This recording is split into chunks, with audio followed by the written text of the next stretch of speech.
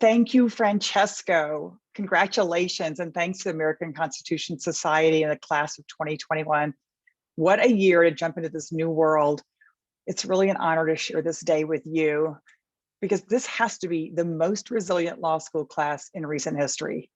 First of all, you figured out 3 years ago that getting a law degree for social change would turn out to be the hottest commodity in 2021.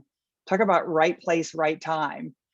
These last few years, we have seen the most frightening abuse of the presidency, the packing of our federal courts, and attacks on long established basic freedoms. And likely, many of you went to law school not despite this environment, but because of it.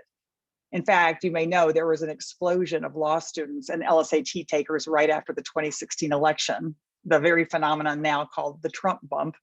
You marched by day and studied contracts by night, and you made it. And then, of course, in 2020, the world, as we know, changed in unimaginable ways. And instead of spending your last 2 years hanging out with classmates, most of you spent it sheltering at home. Your lives went sideways. And the most pressing issues were not only writing law review articles and studying torts, but you were also caring for family members at home, and some of you raising kids, and of course, some grieving for friends and loved ones that were lost to the pandemic. But as hard as it's been, here you are, and you did it together. Because although you're graduating from all over the country, in many ways, you have more in common than any previous class of progressive law students, because you not only saw history being made, you were part of making it. You're part of the legal community all over the country that has survived and built up an extraordinary resilience. And this network is one that you can lean on in the years ahead as you forge a career to build a progressive future. And that is really good training. What you're set up to do has never been more important. Honestly, the country's never needed smart, creative lawyers more than we do right now. So welcome to the fight. And we have to take full advantage of this moment and jump in, because as you know all too well, in the fight for legal rights and progressive change, nothing's permanent. And we only win what we're willing to fight for. Now, I myself grew up in Texas, where, of course, we were always fighting the powers that be. In fact, my dad was and still is a civil rights attorney. And when in doubt, my dad's legal approach to life's injustices was to sue the bastards, which he did regularly and with enthusiasm. And I guess that's really my message to you today.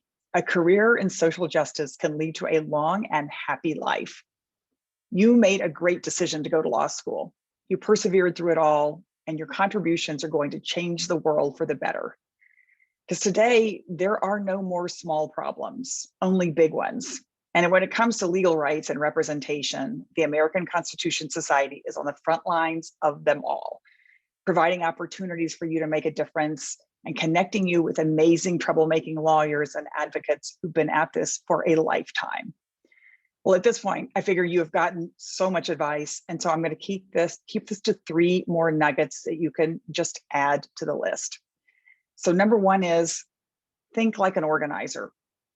So whether you're taking on environmental justice or racial justice, reproductive justice, LGBTQ rights, immigrant refugee rights, law and litigation is a tool in our progressive toolkit, and it works best when we use it as part of a strategic campaign that can include grassroots organizing, communications, politics, and more.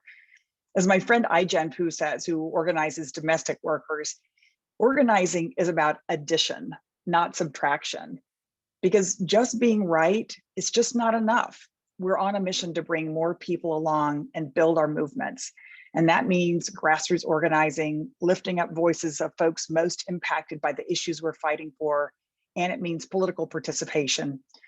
These past 2 years, the campaign against family separation involved not only critical litigation, but also putting the stories of parents and children at the forefront.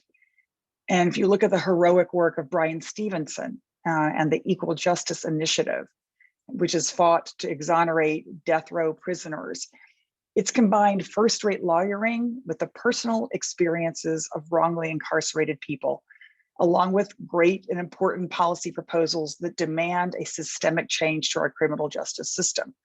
So our best campaigns combine smart legal strategy and smart organizing, because for change to last long-term, We have to build the political will to make it so. Okay, idea number 2. We definitely need you in the courtroom, but we are gonna always also need you in the street. Now, you've got more experience in this than any law school cohort in recent memory. In fact, your law school years took place when folks' motto was protest is the new brunch. But believe me, it wasn't always this way. And so no matter what you decide to do next, you're never too good to march, to sit in, to go to jail in support of a righteous cause. The murder of George Floyd and the Black Lives Matter movement were defining events in your time in law school. And so you have seen and lived firsthand the importance of protesting, of speaking out, and holding institutions, including law schools, accountable. And I want to give a special shout out to BALSA, the Black Allied Law Students Association, and other student of color-led organizations who brought long overdue issues of diversity and inclusion onto the campus to the forefront. Standing up with communities and groups on the front lines will not only inform your legal work, it'll help build the broad and deep progressive movement that we need. And lastly, number 3, if you are in a righteous fight, you're gonna lose more than you will win. Because honestly, if it was easy, someone else would have already done it. And that means being prepared to be in this for your lifetime and to be ready to take the losses. But I'll tell you, when we win, the victory is so sweet. And it will come, and they do come, because of the ancestors who came before us who never gave up.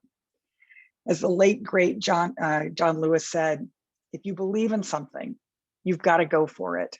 And know, as individuals, we may not live to see the end. But the best secret of all is working for social change truly allows you to live your best life. It's all I've ever done, and I wouldn't trade it for anything. After all, in the words of Florence Kennedy, the great lawyer, feminist, and civil rights activist, if you're not living on the edge, you're taking up space. So when you have the privilege to fight the good fight, to stand up with folks who need an ally, to live your values, you will meet the most amazing people. And with the American Constitution Society, you are in such good company. And I know our paths will cross again.